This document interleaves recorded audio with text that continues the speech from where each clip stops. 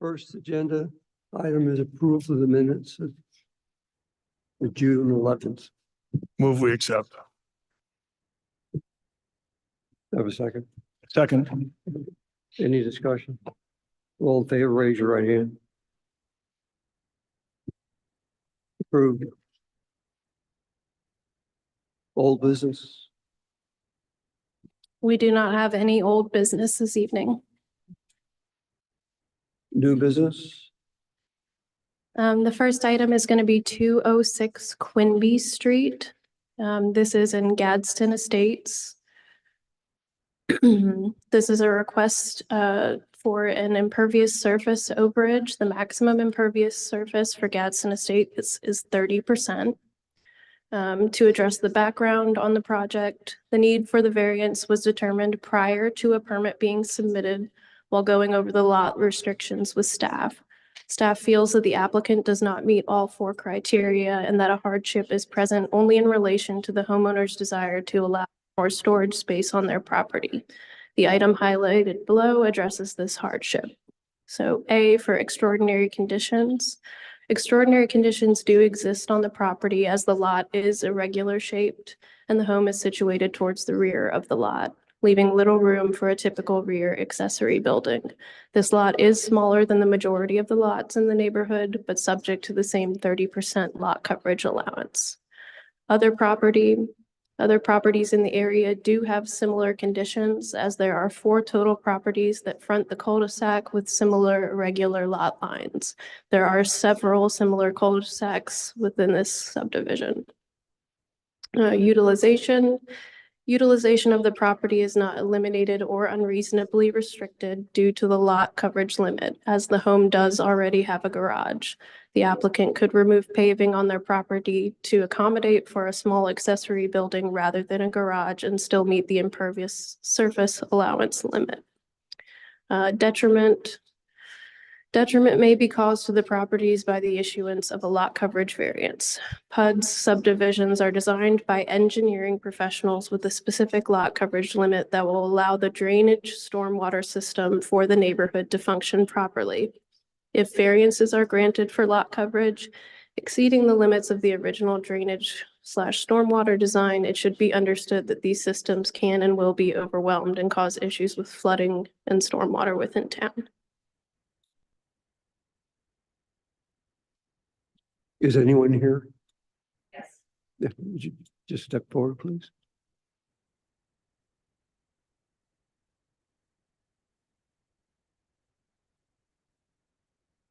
Hello, I'm Suzanne Morgan. This is my husband, Randy. Hello. Well, I'll let you speak since this is your project.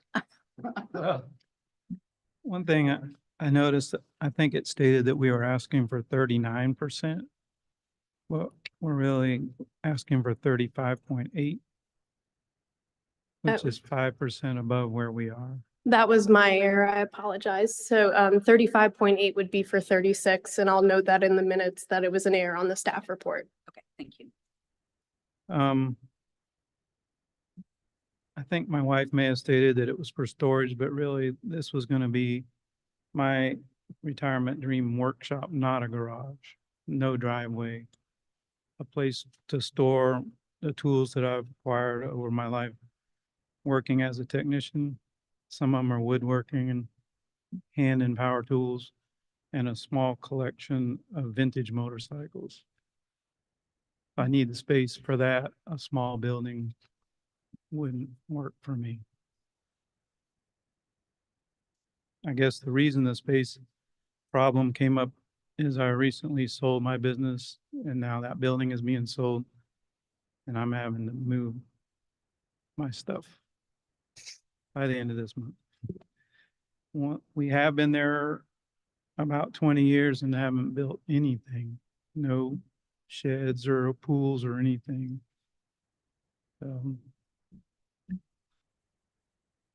Any questions?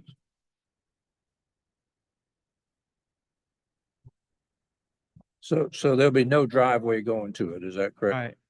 Right. And we did scale back the plans. Originally, we were hoping to have a covered area for outdoor grilling on the side of the garage, but because of these conditions, we decided just to make just the shop, workshop. I'd make a motion that we approve the request. Second. Any other questions or discussions? All in favor, raise your right hand. Opposed? Okay.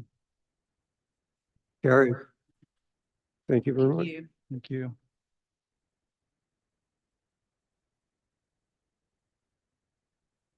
Right, the next request is for 123 Willow Bend Lane. This is located in Summer Trace, which is also a PUD. They are requesting a variance to the 35% maximum lot coverage. To give you some background on the project, the need for the variance was determined by staff through review of a permit request.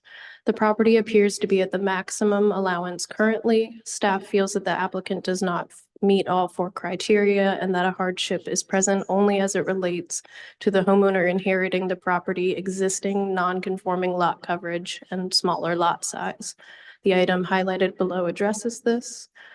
So extraordinary conditions do exist on the property in that the property appears to have been built over the allowable impervious surface by the original builder prior to the current owner purchasing the property. The lot is also smaller than the majority of the lots in the neighborhood, though the limit of 35% is the same for all lots. Other properties in the area do have similar conditions. There are lots in the subdivision that are similar in size. However, it should be noted that the lot sizes in this neighborhood range from approximately 7,000 square feet to 20,000 square feet. Utilization of the property is not eliminated or unreasonably restricted due to the lot coverage limit, as a wood deck could be built in lieu of paving to further utilize the backyard. A wood deck would not increase the impervious surface area of the lot. Shade sails and trees could be added to the property to provide shade. Detriment may be caused to other properties by the issuance of a lot coverage variance. PUD and subdivisions are designed by engineering professionals with a specific lot coverage limit that will allow the drainage and stormwater system for the neighborhood to function properly. If variances are granted for lot coverage exceeding the limits of the original drainage and stormwater design, it should be understood that these systems can and will be overwhelmed and cause issues with flooding and stormwater within town.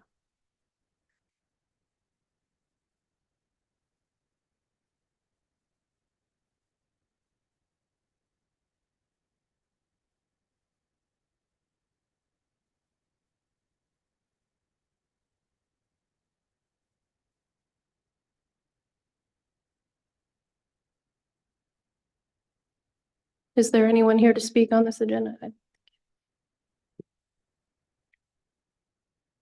Good afternoon. I'm Steve Smith. I'm the owner of the property. My wife couldn't join me. She was still at work and she works in West Ashley. It'd take her at least an hour to get here. So I was like, well, I'll save you the trouble of having to do all that. Originally I requested the permit and that's when the office called me back and told me about the percentage, which I was not aware of, honestly. And the intent of it, we don't have a porch in the back. That's just a slab. But a lot of majority of the houses do have porches, screened-in porches. And our intent was to put this slab there to put a pergola up, to have somewhat of something in the backyard. We did consider trees, but if you actually go in the backyard, that would not work because of how close we are to other homes. I mean, the maps look big, but I would just feel like the trees would get bigger and it would become a problem later on as the years progress. But there is actually a line of trees right where you can see where the property line is right there. This was taken during the winter, so obviously there's not a lot of foliage on it. But there is a lot of trees and a lot of shade right there on the back side, but nothing on the right behind the house. There is a drain to the corner right of there, and there is a runoff pond or a retention pond, actually a couple houses north of that picture. That it was built for the neighborhood, I'm assuming.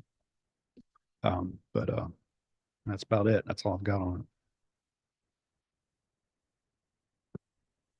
it. So how does this lot drain? Does it drain front to back into the drainage ponds you talked about? Yes. So when it rains, especially like, when we have these heavy rains and stuff, it drains a lot to the left towards the pond and to the and then to the corner where there actually is a drain. Across the street down. It's not across the street to me. I actually got a satellite picture if you want to look at it. Yeah, right there. Yep.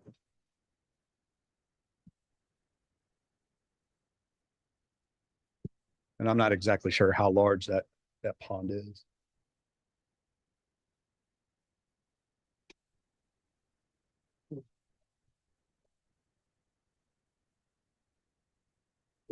Becca, what is the current coverage and what is the proposed coverage? So current would be, Oh, there it is. yeah. And again, you know, I understand the applicant is not a surveyor, so this was drawn in, you know, as best to scale as we could get.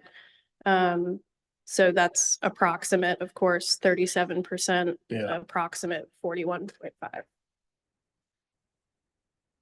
So it's adding 4 or 5%. Yes.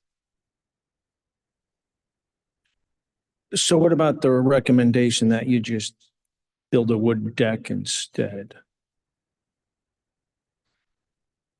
Wouldn't I still need a permit Yes. of some sort? You would still need a permit. The recommendation was just, when you're building a wood deck, the only really impervious area are going to be the footings, which are almost nothing, a couple inches, because they support the supports for the porch, and the water can freely flow through, whereas with a patio, the water can't freely flow through that material. So you would not be increasing your impervious surface area, even though the lot is right at that limit. This would not be adding to it. All you really do is just extend that pad. Yeah, there's an existing pad there now, and we're just wanting to extend it on both sides. I did do the measurements. I walked it.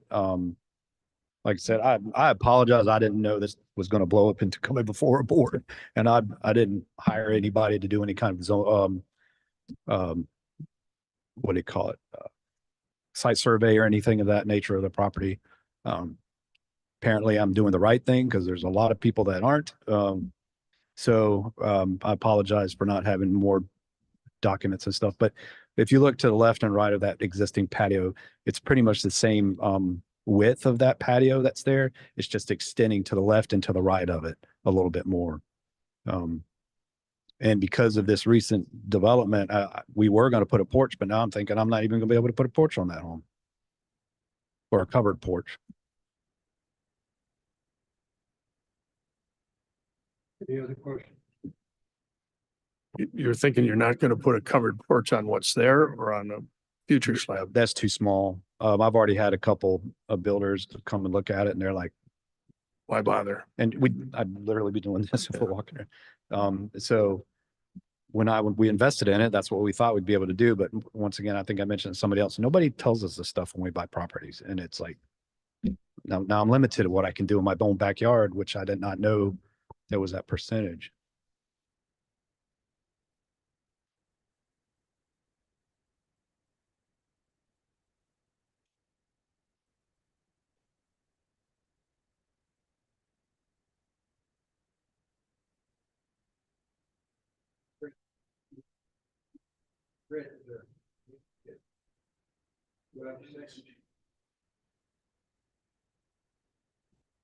I make a motion that we just approve it, grant him the extension of the patio.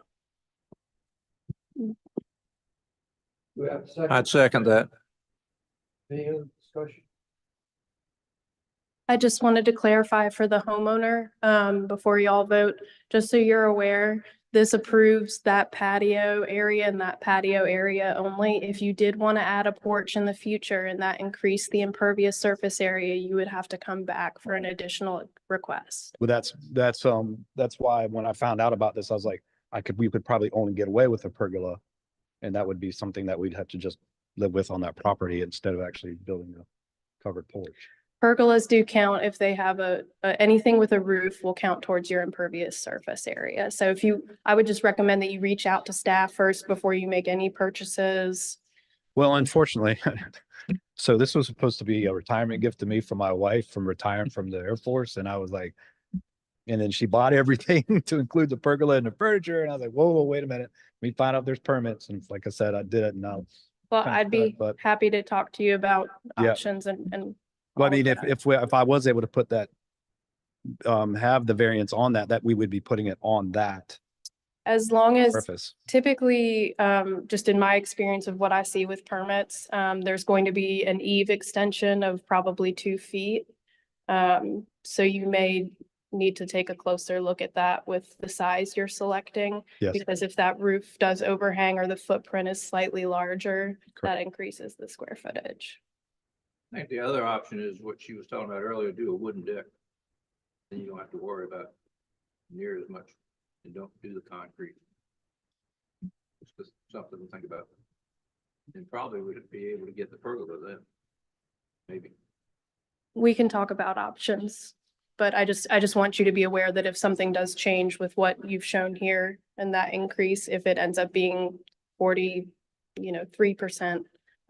you would have to come back to get that overage approved, but we can discuss different options like porches and, decks, things like that. Let me ask you a question. So you're saying, right now, if we prove this, he still has to come back? If- With the roof over it? If the roof coverage is greater than what is proposed and Yeah, shown right the now. intent was what I had measured. Mhm. Nothing would go past that. If that's the case, Yeah, then it's because I knew the wings of it. Me, literally, I would take a saw and cut the dang wings off. I ain't gonna lie. Nothing's gonna extend past the dimensions of what the pad. Yeah, yeah. Yeah, just wanted to put that out there because as someone in my former position who had to review these permits after a variance was granted, there were times where the homeowner did not understand that. And they came back with a slight adjustment. Oh, we wanted to do a little bump out here. We thought that would be okay. And then they found out they couldn't do that. So just something I see that's common in permitting. Yeah, the motion that I made was strictly to extend the patio. I mean, the concrete slab. yeah. My intent is to not put anything on it that's going to extend past it. Right. Should be good. Yeah. All in favor? Raise your right hand. Hold it. 5-2. You opposed? No. It's back. Thank you. I appreciate your time. Yeah. Is there anything I need to do from? I'll reach out to you tomorrow. Okay, awesome. Okay, Thank you. take care. Appreciate it. Good evening. All right. The next item is 143 Berkeley Circle. This is zone GB, general business. The variance request is to allow utility lines, utilities to be above ground. The ordinance requires that all utility lines within a development site be installed underground. To give you a little background from staff, the need for the variance was determined by staff through review of a permit request. Staff feels that the applicant does not meet all 4 criteria and that a hardship is not present. Extraordinary conditions do not exist on the property in relation to this specific variance. Other properties in the area do have similar conditions and through development have had to meet requirements of the ordinance. Utilization of the property is not eliminated or unreasonably restricted due to the utility line being installed per the ordinance requirements. Detriment to other properties will not be caused by granting this variance. And I believe Mr. Leslie is here.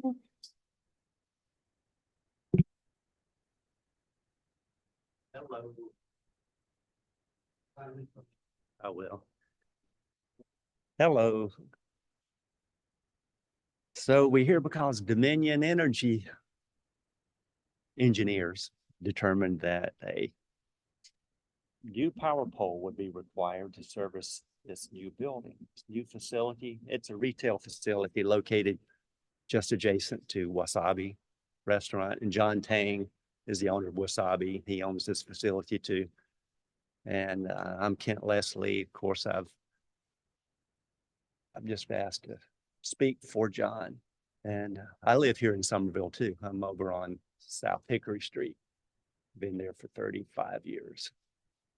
Anyway, they decided this pole needed to be located to service the new site. And they met with the contractor, which I wasn't a part of, and the owner, and they recommended the location of the pole where it was installed adjacent to the retention pond. So they're not real close to the building, but the new pole was going to be needed with the overhead wires to get to the facility.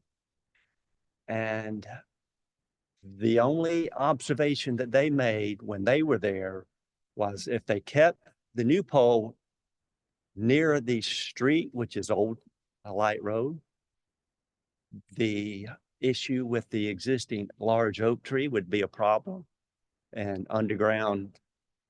So that's what I've written up and presented to you, that we would probably damage the tree, and the tree would have to be trimmed for years, and it would be unsightly. So maybe they made a good decision. I don't know. But the Dominion engineers recommended this location, and they weren't aware that, according to them, that's why when I met with Tim McCall talking about another addition to this project for John Tang, Tim says, well, why is this pole here? And, I wasn't aware that a variance needed to be requested. And when the Dominion engineers met with Tim, he told them if they had known that they needed permission to locate a power pole within the boundaries of a property, they would have gotten a variance then, but it didn't happen. So we're asking now if it's okay to allow that pole to remain where they put it. And even if we did move it, it's still going to be wires and transformers, still going to be somewhere that visible. So that's what I've tried to show. Just to clarify, if they didn't approve it, the utilities would have to be moved underground. Well, the utilities are now underground from the pole to the facility. All right. It's just that we would have to go further if we kept the power pole closer to the street right of way. And the closest point would be where that oak tree is located. Do y'all understand what I'm trying to say? Becca been out there to look at that. What needs to go underground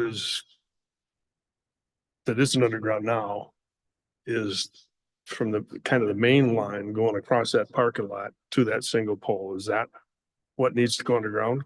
That is my understanding. I have not been able to Dominion at this point. But does that was what the rule requires? Yeah, the ordinance doesn't differentiate between, specifics of the utilities. It says all utilities must be installed underground. So your point is the utilities are underground for a certain portion of the distance, but not completely.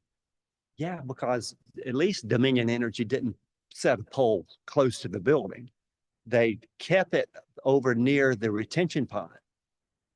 I'm gonna say it's 75 feet from the location where we service the building and the building meters.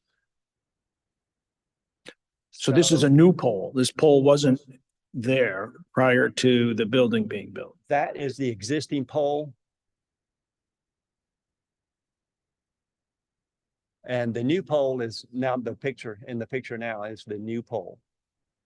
And there's the tree that I have in question is the tree to the left, the large oak tree there. It's not very tall, but it has a nice, good sized canopy. And it's one picture I have shows it's 9 feet and 4 inches at 5 feet off the ground.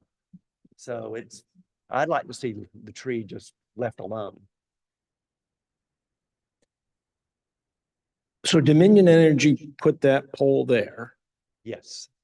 Now they're saying, or someone is saying it's too close to the oak. Well, Tim McCall said we didn't get permission to put the pole there. It's not too close to the oak. If, But it's not your pole. excuse me, Who owns the telephone pole? Dominion Energy, I assume, So then they didn't get permission to put they it there. got permission from the property owner. Okay. Okay. That's all they did. Now that I would like Dominion Energy, I've told them, you need to get permission whenever you set a pole in Somerville. You need to find out where and when and how to do it. Don't cause this problem for everybody. So Becca's going to be following up with Dominion Energy, but Richard Gilbert is who I'm talking about. Y'all may know him. He set poles within boundaries of developed property for 25 years and it's never been a question. They just basically always did what they thought they needed to do with SCENG rather and Dominion Energy.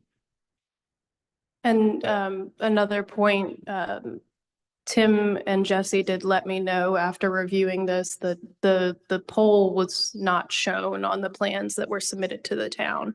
So these were approved plans that did not reflect this. So we're not sure where the inconsistency started. But just, I mean, we need some clarity before we can make some judgment here. It doesn't sound to me like the location of that pole is an issue. I know you're talking about the oak tree, but it doesn't sound to me, I'm not hearing that the No. location is an issue. Typically, you know, I mean, if an arborist were to go out and evaluate the request, you know, based on, you know, this is where we would put it underground, this is where we would have to dig, this is how deep, they could make an evaluation. You know, I don't think I can volunteer our town arborist to do that because it would be a conflict of interest. But that may be something to verify before a decision is made. The problem with that is that they are currently, as you can see, going through the tenant build outs. And this is the end where the Brewsters is located. They are going before the design review board to hopefully get final approval for an exterior patio area. So this all kind of ties in together. But I understand your comment. So any utility on a, For new development, okay, all utilities must be installed underground. And so that means that pole should have been, that line to that pole Yes. should have been, to the pole should have been. If it had been shown on the plans would have been rejected. And they would have had to be revised to show the utility underground. but nobody, as far as you know, no one from the town said, hey, where's your electricity going? It wasn't shown on the plan. So they provide an electrical plan that shows where the utilities are installed on site. It was not shown in that location. So they had other utilities shown, but when the shell was built, the plans for the shell building, they have to provide where those utilities are going to go for that new building. So All right, can I just make one suggestion? If you're not talking, please turn off your microphones, all right? Question I have is, what's the adverse effect of just leaving it the way it is?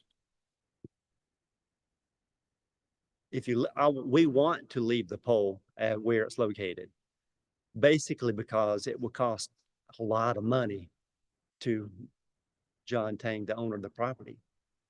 If the pole is to be relocated, and the most economical point would be locating the pole where that oak tree is located. And that's 155 feet away from the service point to the building. That new conduit and new electrical cables would have to be put in underground. Be very expensive. So, and the owner's already spent the money to service the underground from the building to that new pole location that was set by Dominion Energy They chose it. So anyway, in my opinion, for what it's worth, you're going to see the overhead wires. Dominion Energy says an additional pole is needed to service the building.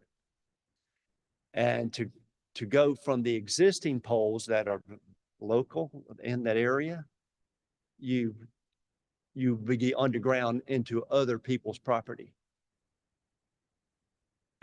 So I'm assuming that was why they put a pole, but now they understand to keep the pole close to the right of way. I think initially Tim McCall told us all the power poles had to be in the right of way of the street area.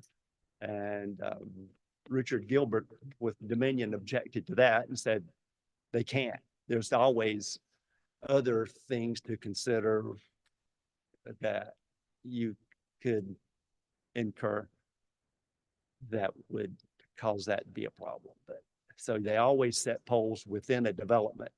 So Tim McCall's, he's not here, I know, but he just said, well, you got to keep it close to the right of way. So right now we had a retention pond in the way.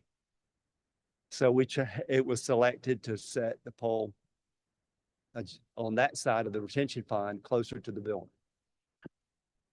That's my little hand sketch that I prepared with the oak tree and the building. The other thing I'd have to deal with, there is a underground utility storm drainage line that goes from the back corner of the building over to the retention pond. So if I have to put in underground electrical conduit, I would have a conflict with that storm drainage line as well to have to deal with. You can see the pair of double lines there. Thank you. Could you just read what the request is? Please.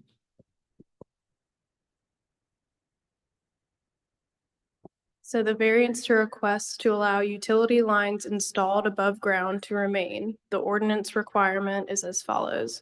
All utility lines within a development site shall be installed underground.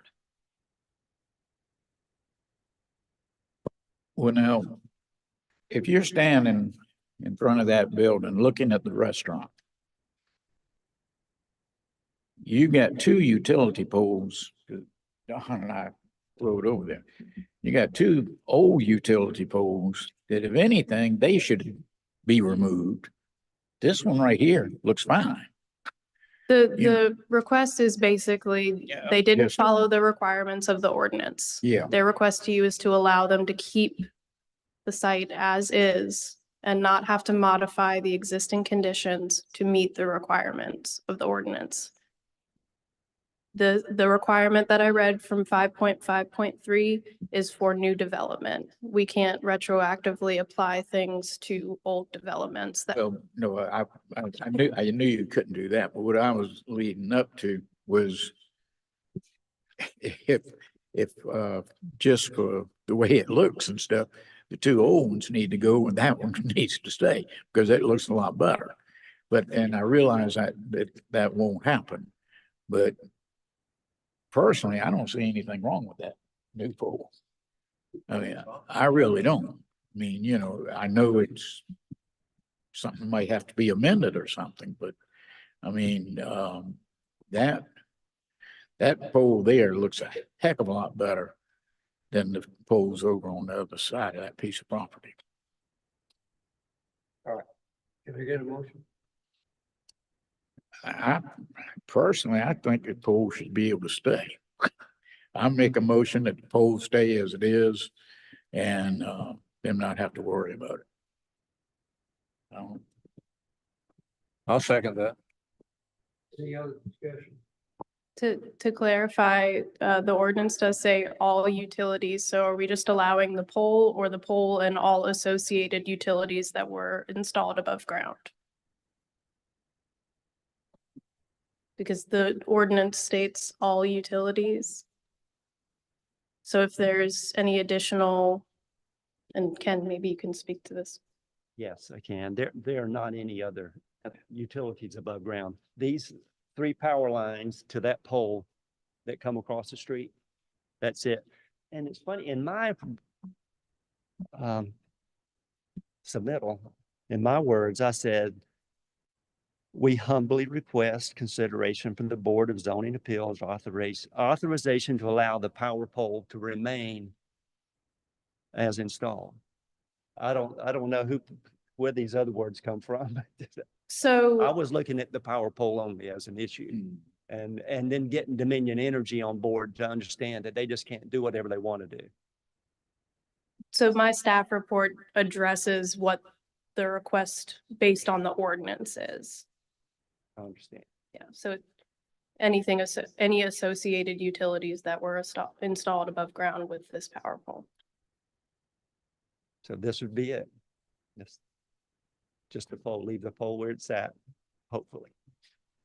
Becca, if we granted the variance, could we put a condition on it that says that if the power lines running across the parking lot that this is running from ever get put underground, that this has to be put underground as well? Yes, you could state that as a condition. You're talking about if the others have to be. If they Yeah. ever get put Yeah, underground. that would be fine. Yeah, That makes good sense. yeah, that makes sense. I mean, we would require that anyway, so it's kind of a moot point. I guess if they were, well, they would have to be doing a big renovation of the site. Yeah. So you could condition that, yes. Can we amend your motion to? Who seconded it? It's still. Yeah, no, if it weren't a new development, we wouldn't require it. But if they're, like you're saying, if they're just doing maintenance and maybe they do pull some of it underground and keep some above, if you could condition it that everything would be required to be moved underground. Okay, so do we have an amended motion then? Who seconded that? I did. Did you agree with that change? All right. Turn your mics off, please. Raise your right hand. And then hold.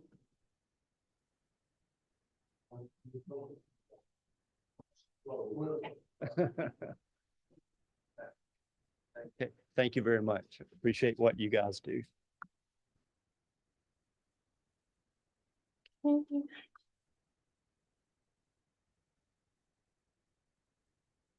All right. So our final item this evening is a variance request for 122 Pebbles Lane. This request is to allow a variance to the minimum lot size requirement for agricultural conservation zoning. Ordinance section 2.9.2B, the minimum lot size for AC zoning is 5 acres. The property in question is 4.67. To address the background, the need for the variance was determined by the planning director upon receiving the rezoning request from the applicant. The rezoning request was supposed to go before the planning commission yesterday. Unfortunately, there was not a quorum, so that has been deferred to the August meeting. Staff does not feel that the request meets all 4 criteria or that a hardship is present. Extraordinary conditions do not exist on the property. It is simply just under the minimum lot size requirement for AC zoned properties. Other properties in the area do have similar conditions and would not meet the lot size minimum for rezoning. However, this lot is much larger than those properties. Utilization of the property is not eliminated or unreasonably restricted by the current zoning, which is GR5. Detriment to other properties will not be caused by granting this variance.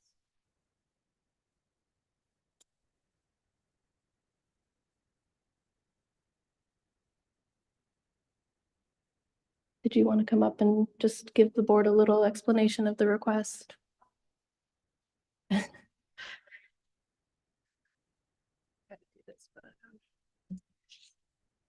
So, um, I'm a horticulture student at Trident Tech and learned about the agricultural change in the properties.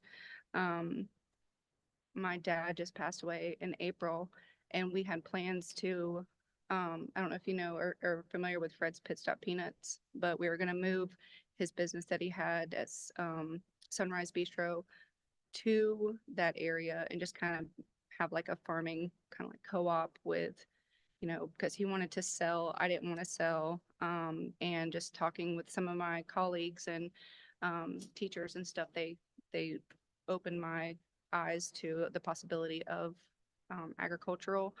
The property's been farmland for years. My grandparents farmed it, my dad farmed it, and Mr. Jimmy's property, which is to the right there.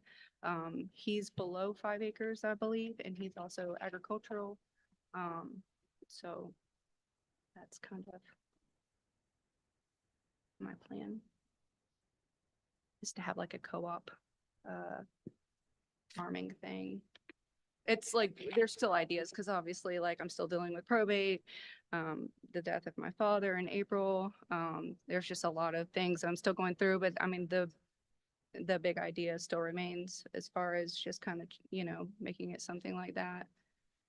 And I think it'd be beneficial as well, because I think there's some property going on in the front and across the way. So I think it's going to bring a lot of attention to that area as well. And yeah, sorry, I wasn't more prepared.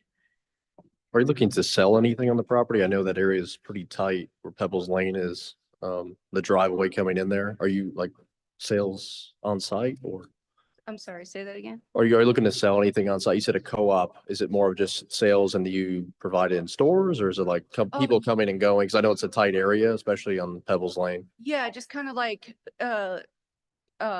maybe a pick your own type deal, or we discussed goat yoga, because there's a single house that's right around the corner from where I live, and she does great with goat yoga. That's the first time I actually heard about that.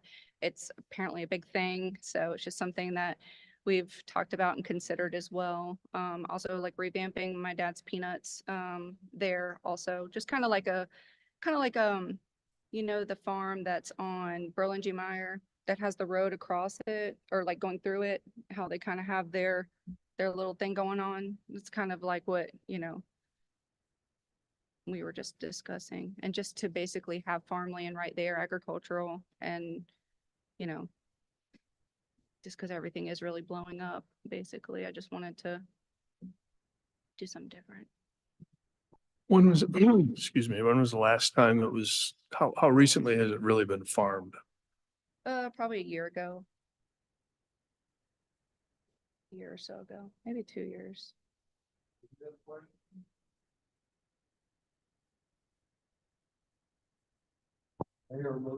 I move we grant the variance. I move we grant the variance. I'll second that.